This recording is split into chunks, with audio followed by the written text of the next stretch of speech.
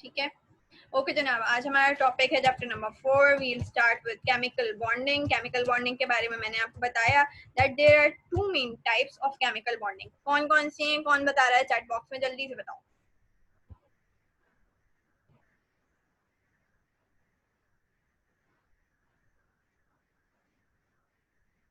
Ionic. तो फिर hydrogen bonding क्या है भाई?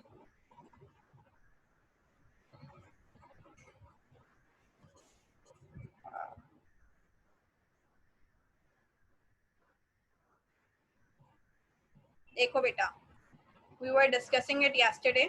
Chemical bonding itself is of two types. ठीक है, कैसे हम इस पे बात करते हैं। ठीक है, here we go with, एक मिनट चैट बॉक्स में आ जाते हैं। वो फर्दर टाइप्स हैं। अच्छा बेटा, एक होती है, हम अगर कोई एटम लेते हैं, सॉरी कोई मॉलिक्यूल लेते हैं, तो there are two forces, two type of chemical bondings in it. ठीक है, one is called intramolecular force, ठीक है, while the other is intramolecular और इंटरमोलिकुलर। ठीक है, ये बात समझ आ रही है? एक मिनट, इसको अपनी जज्बात, ठीक है। The other is intermolecular. ठीक है, now if we speak about the intramolecular forces, ठीक है, so these intramolecular forces have three main types. ठीक है, बेसिकली टू है लेकिन we would count it as three. ठीक है, कैसे, इस पे हम बात करते हैं।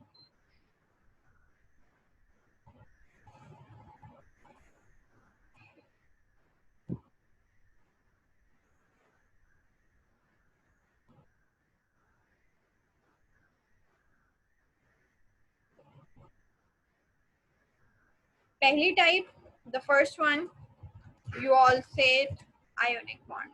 ठीक है, इसी आयोनिक बॉन्ड का दूसरा नाम क्या था? ठीक है, इसी आयोनिक बॉन्ड का दूसरा नाम है इलेक्ट्रोवैलेंट बॉन्ड। इसको किसने दरियाफ्त किया था, इसको किसने एक्सप्लेन किया था? The person name was W Kossel. ठीक है, हमारी किताब में उसका नाम लिखा हुआ है डब्ल्यू कॉसल। ठीक है, this person was from Germany. ठीक है, and he explained the ionic bond in different molecules. Then there was another bond which is covalent bond. Another type of covalent bond is coordinate covalent bond, but I am writing it here as another type of intramolecular force. ठीक है, ये बात समझ आ गई? अब जो बात है इंटरमोलिकुलर फोर्सेस की, ठीक है, तो now let's discuss them. I am giving an overview of it. ये आ गया इंटरमोलिकुलर फोर्सेस के बारे में बात हम करते हैं। ठीक है, यहाँ से, ठीक है, ये फोर्सेस भी अप्रोक्सीमेट तकरीबन 3 ही होती हैं। ठीक है, and what are their names? Anyone? Yes, anyone in the chat box? No one today should write on the board. ठीक है, make sure you know, don't write it there. ठीक है, yes, another type of it is hydrogen. The types of intermolecular forces, the forces which are between the molecules, ठीक है, is hydrogen bond. Further, more types. There are three such forces which we call as intermolecular. One is London forces. क्या होती हैं, कौन होती हैं, इसको discuss करेंगे और जरूर करेंगे इंशाल्लाह। ठीक है, the other is dipole force. We did discuss it yesterday, if anyone of you remembers. London forces, then dipole forces, dipole forces, ठीक है, and the other is called hydrogen bond. समझ आ रही है? इन दोनों में फर्क क्या है, इंट्रामोलिकुलर फोर्सेस क्या हैं और इंटरमोलिकुलर फोर्सेस क्या हैं? Let's discuss this now. मेरा एक अदद ये इस पे वो नहीं आ रहा क्या? Okay,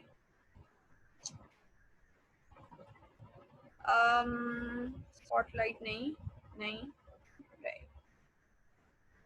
If I take molecules like these,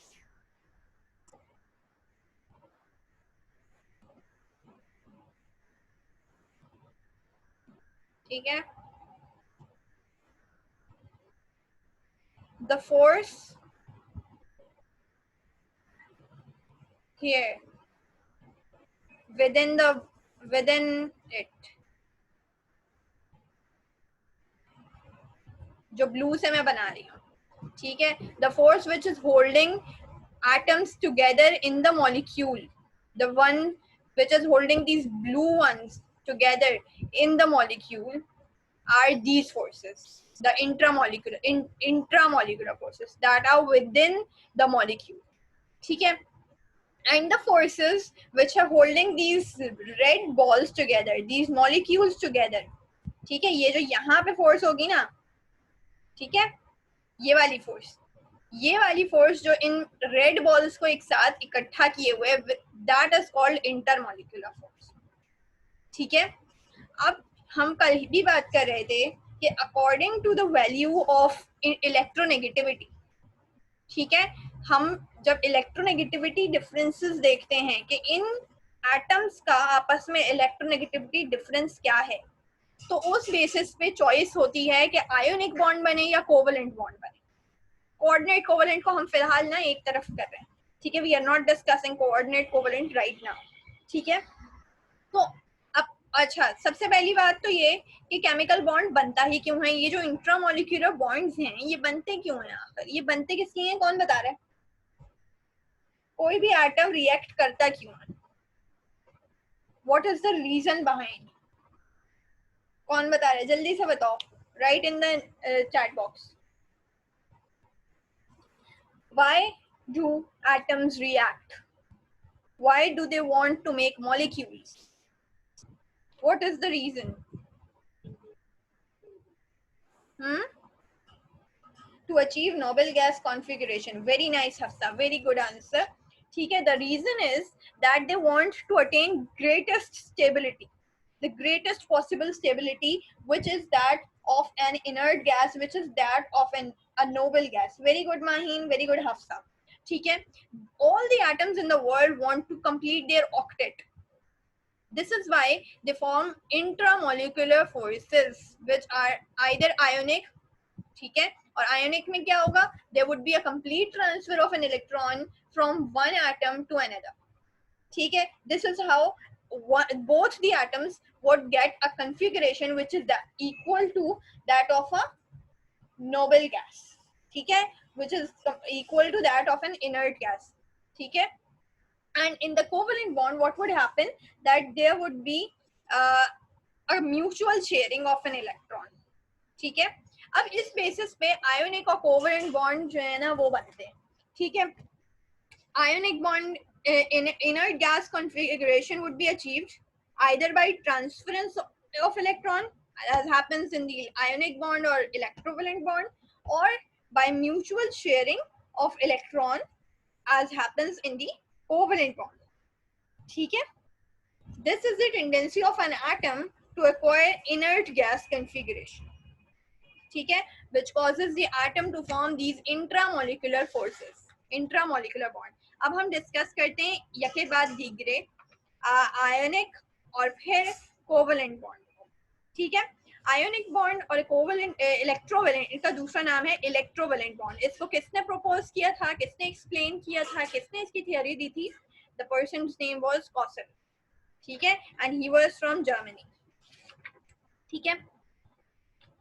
This bond is formed as a result of complete transference of one or more electron from one atom to another. कैसे? हमें मालूम है बड़ा मशहूर NaCl, ठीक है. कल हम डिस्कस कर रहे थे that how would we know कि दो इलेक्ट्रॉन्स, दो एटम्स के दरमियान जो है जो बॉन्ड बनेगा वो आयोनिक होगा या कोवेलेंट. तो हमने उसकी बात की थी and we discussed that there would be this bond by the formation of what by the knowing the electronegativity difference. If the electronegativity difference between the two reacting atoms would be less than 1.7, ठीक है.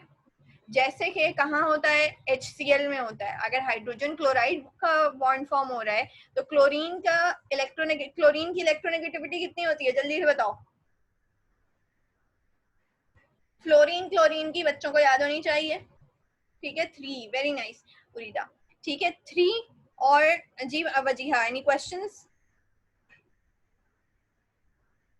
You raised your hand. No miss. अच्छा तो फिर hand down कर लो. सही है, कोई बात नहीं, हो जाता है.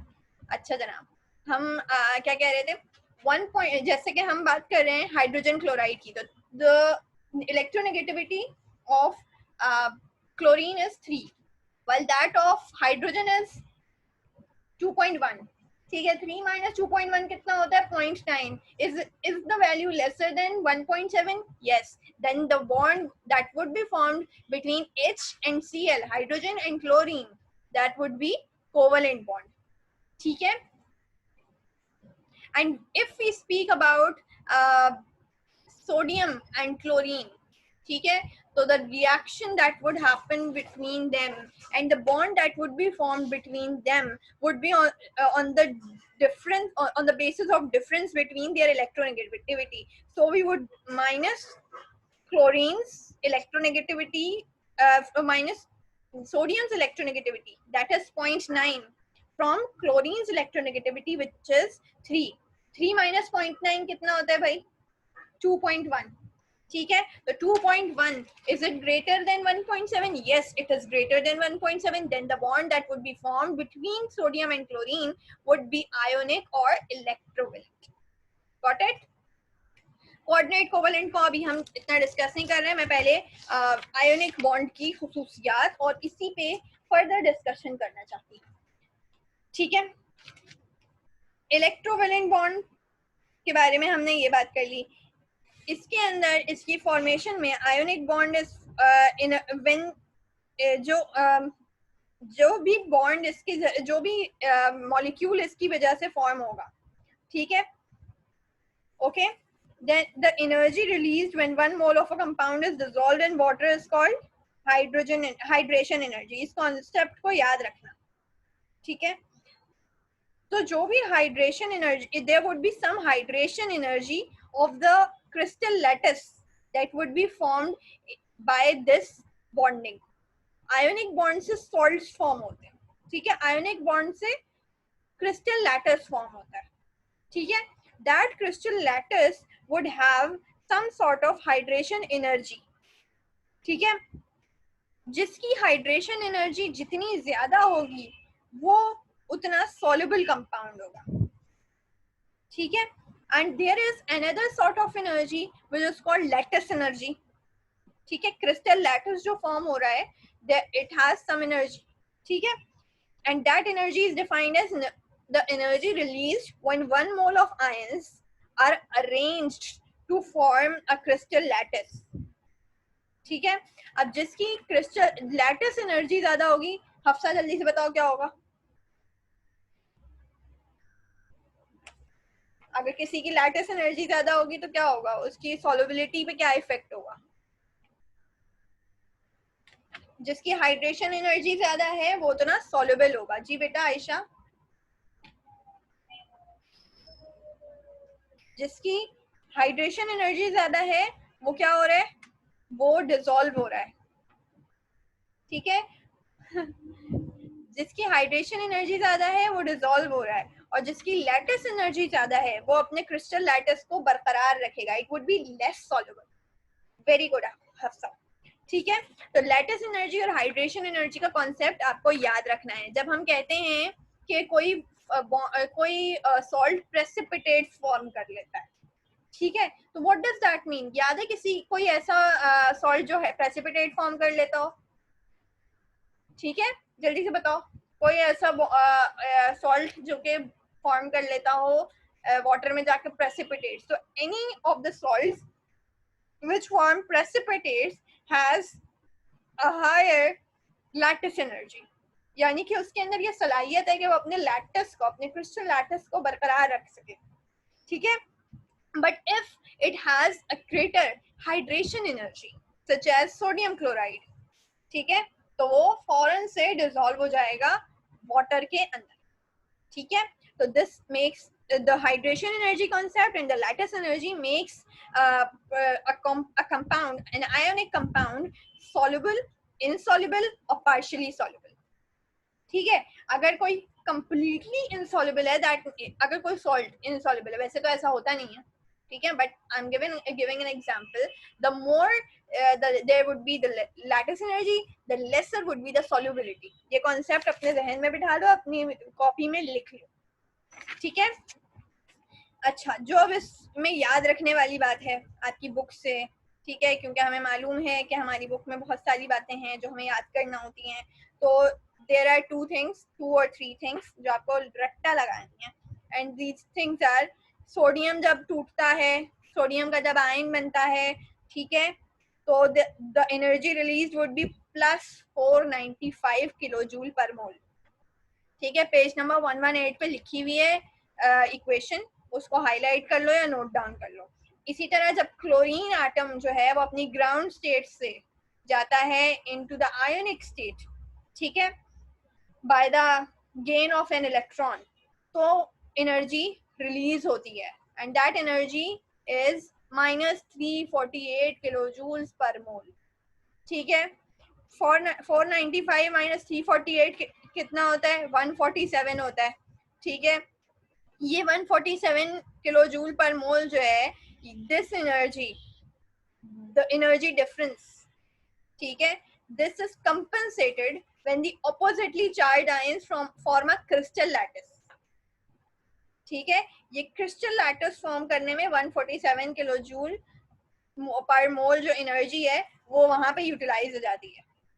ठीक है, और जो बॉन्ड फॉर्म होता है, ठीक है, क्रिस्टल लैटिस बनने के दौरान जो बॉन्ड फॉर्म होता है, जो इंट्रामोलिकुलर फोर्सेस बनती हैं, ठीक है, वो रिक्वायर करती हैं -788 किलो जूल पर मोल। ठीक है, यानी सोडियम और क्लोराइड आयन जब मिलते हैं तो उनकी फॉर्मेशन के दौरान -788 किलो जूल पर मोल रिलीज होगा। ठीक है, energy releases when a bond is formed. याद है ना ये वाला कॉन्सेप्ट? और कौन सा था, हमने एक रिएक्शन पढ़ा था, याद है किसी को, जिसमें बॉन्ड फॉर्म होने में जो है एनर्जी रिलीज नहीं हो रही थी?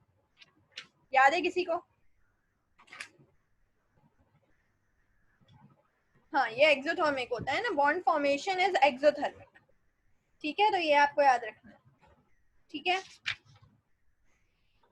अच्छा जनाब, आयोनिक कंपाउंड्स की हम जो है थोड़ी सी रिवाइज कर लेते हैं कैरेक्टरिस्टिक्स।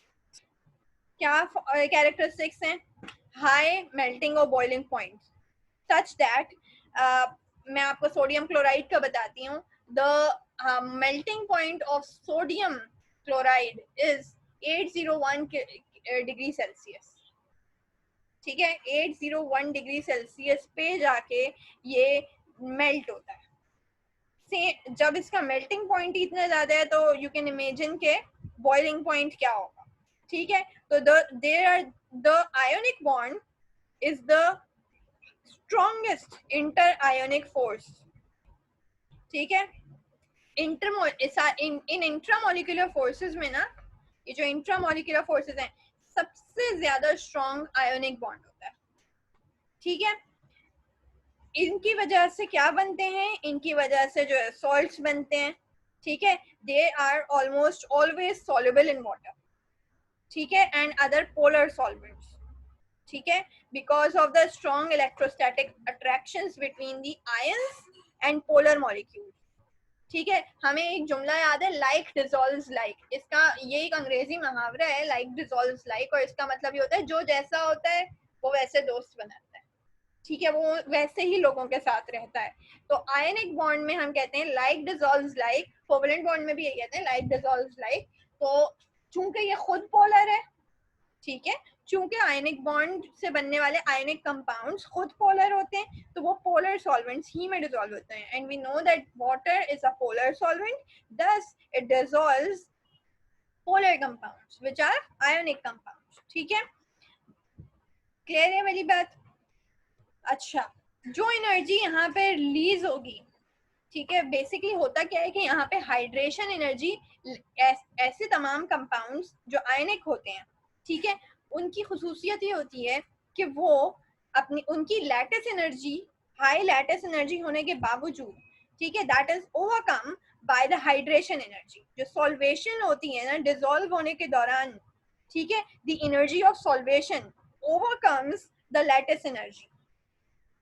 ठीक है, तो इस वजह से क्या होता है कि वो कंपाउंड डिसॉल्व हो जाता है. ठीक है, ये वाली बात क्लियर है? ये बात अपने पास आप नोट कर लें, लिख लें, और जो है इसको आप जो है याद कर लें. ठीक है, अब हमें मालूम है कि देयर आर सम कंपाउंड्स, ठीक है, विच फॉर्म प्रेसिपिटेट्स.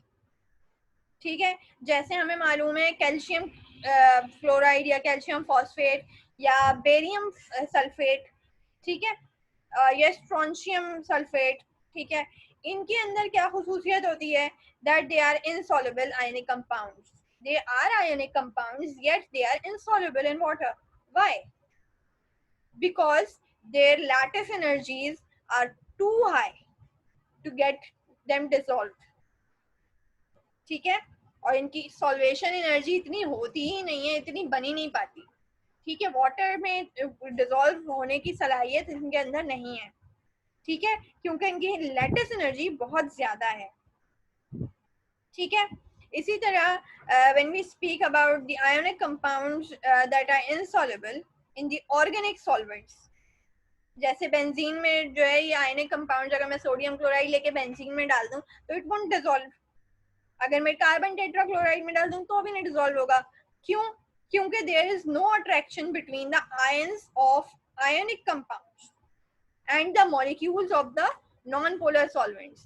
ये अपने, अगर मैं यहाँ पे आपको बना के दिखाऊं, ठीक है, let me take another colour. ठीक है, ये फॉर एग्जांपल मैं ले रही हूँ कार्बन टेट्राक्लोराइड का मॉलिक्यूल. ठीक है, कार्बन टेट्राक्लोराइड में यहाँ पे ला के रख भी दूं, ये खैर ये वाटर है फॉर एग्जांपल, फिलहाल ये वाटर रख लें. ठीक है, ये दोनों आके करीब रह गए, ठीक है, इसलिए ये डिसॉल्व हो जाएगा. ठीक है, लेकिन अगर ये कार्बन टेट्राक्लोराइड होगा ना, तो कार्बन टेट्राक्लोराइड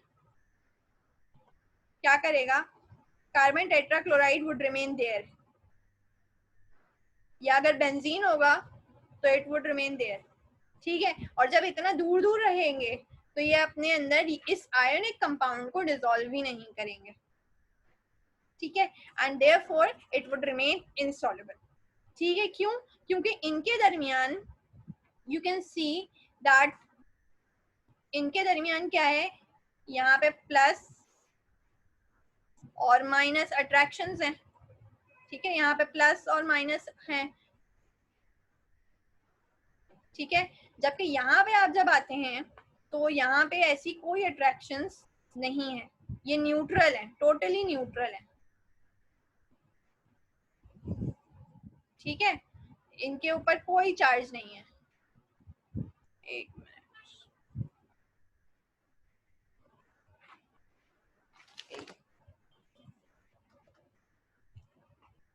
ठीक है, इनके ऊपर कोई चार्ज ही नहीं है.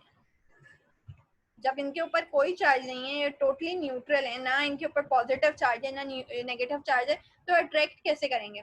कभी देखा है कि मैग्नेट लकड़ी को अट्रैक्ट कर ले? नहीं करता.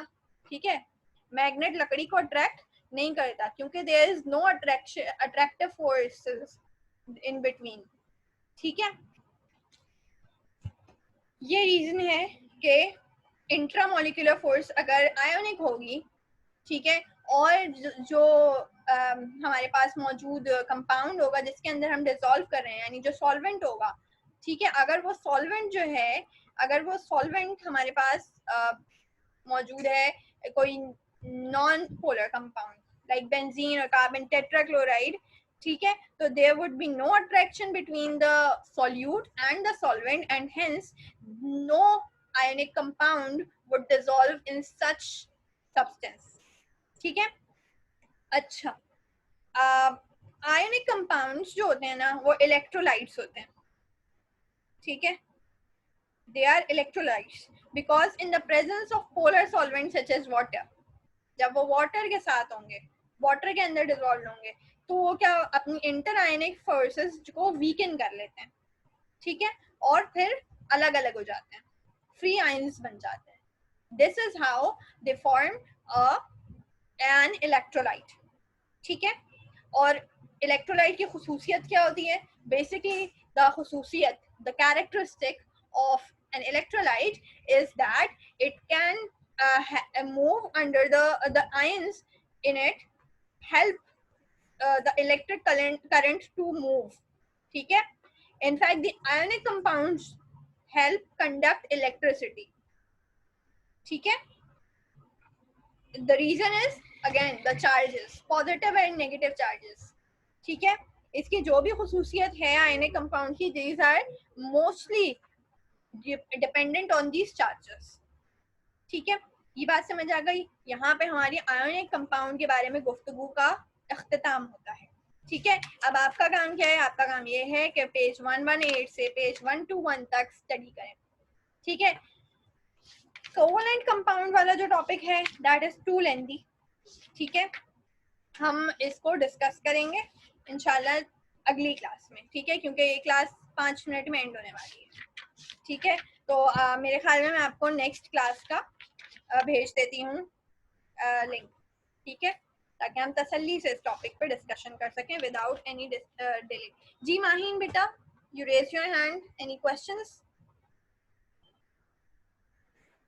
जी कहें, एनी क्वेश्चंस? किसी के कोई क्वेश्चन है आयनिक कंपाउंड के बारे में? First point, what is the first point, what are you speaking about? थोड़ा क्लू दो, क्या कहा था मैंने? कौन सा वाला, कौन सा पॉइंट समझ नहीं आया? क्लू तो दो मुझे। फर्स्ट पॉइंट मुझे तो याद नहीं है क्या कहा था मैंने। हाइड्रेशन और सॉल्वेशन एनर्जी या क्या? Properties of ionic compound book का कह रही हो मिस? प्रॉपर्टीज याद करनी है होंगी, लाइन टू लाइन एमसीक्यूज आएंगे बेटा। बुक से जब स्टडी करोगी ना, जब स्टडी करेंगी आप, तो आपको पता चलेगा, तो आपको खुद ब खुद ये याद हो जाएंगे।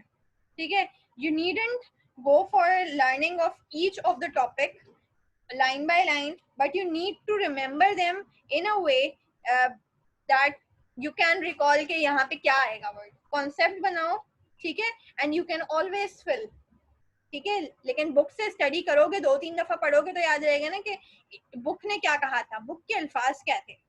ठीक है, मे बी और मे बी नॉट आपसे बुक के ही लाइंस पूछी जाए। अच्छा, सवाल ये आया है कि बुक के पेज नंबर 120 की जो है मेरे ख्याल में पूछा जा रहा है कि पहला वो क्या है।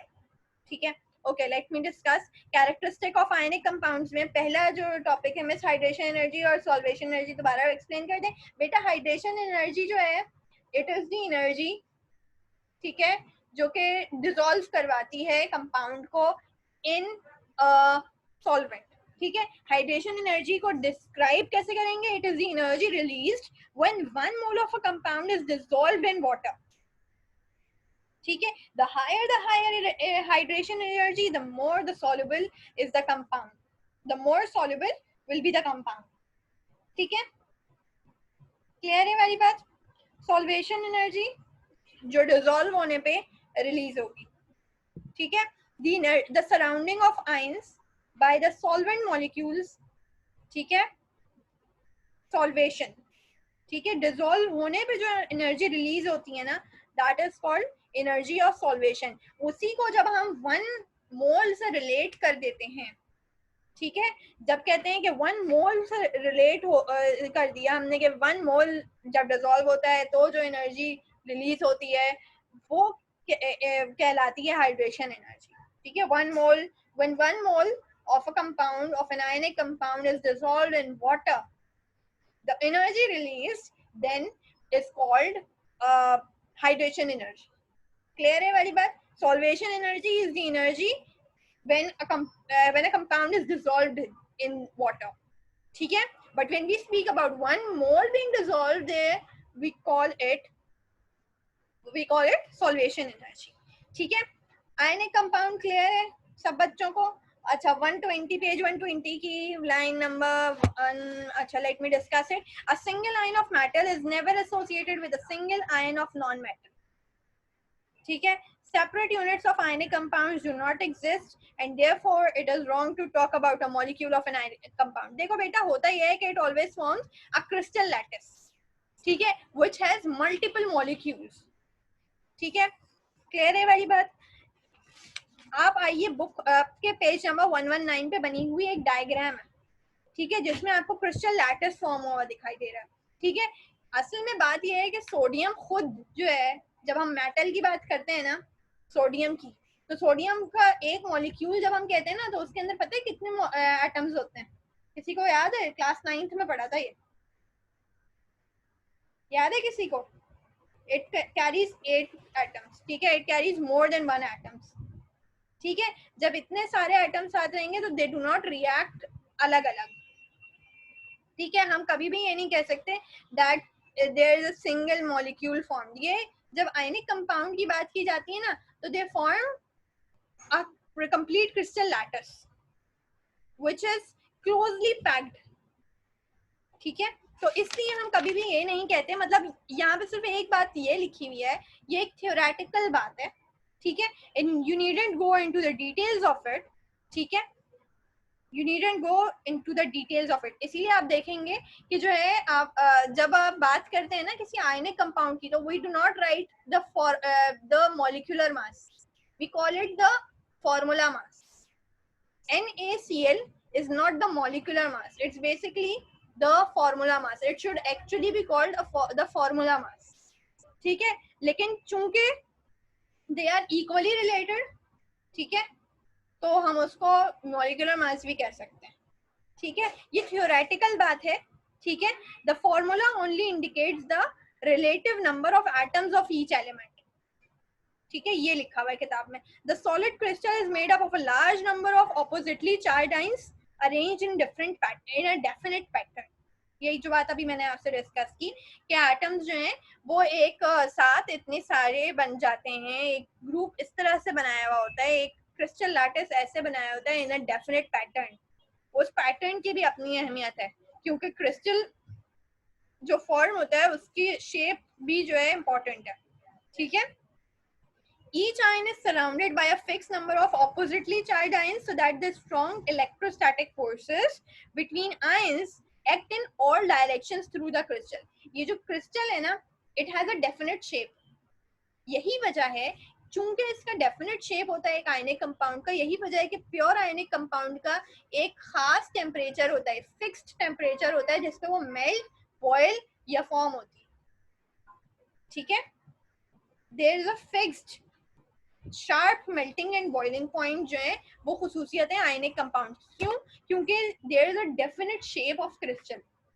जब क्रिस्टल का डेफिनेट शेप होता है ना, तो वो डिसॉल्व भी एक खास टेम्परेचर या खास कंपाउंड में होगा, वो मेल्ट भी एक खास टेम्परेचर पे होगा, और उससे ना 1 सेंटीग्रेड ऊपर होगा ना 1 सेंटीग्रेड नीचे होगा, ठीक है, एग्जैक्ट उसी टेम्परेचर पे होगा, ठीक है, मेल्ट भी बॉयल भी।